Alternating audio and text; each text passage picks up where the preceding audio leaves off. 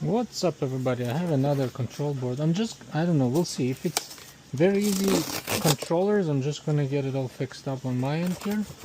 I have some common parts here. Wow, nice packaging.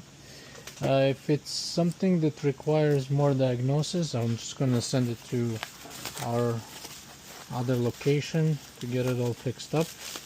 Wow, very nice packaging.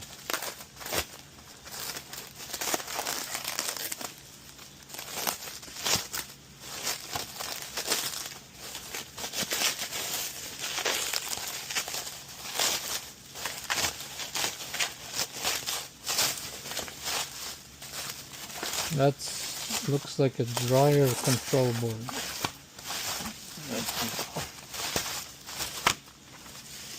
Whew, okay. I think I know what's the issue with this one. Probably this relay needs to be changed. So this one would be a quick one. Sorry, this guy right here. Let me just show you what I'm talking about. It's gonna be an easy, quick fix. I hope so. Let me just show you what I'm talking about.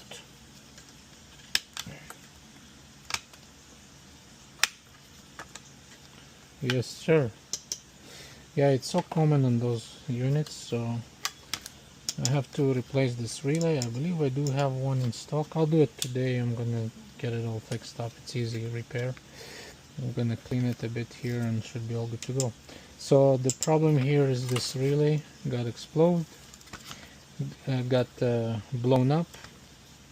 The part number is G8P-1A4P-ACD. So yeah, this is the diagnosis on this control board. I think it's a control board from dryer, and I think it's from a Whirlpool.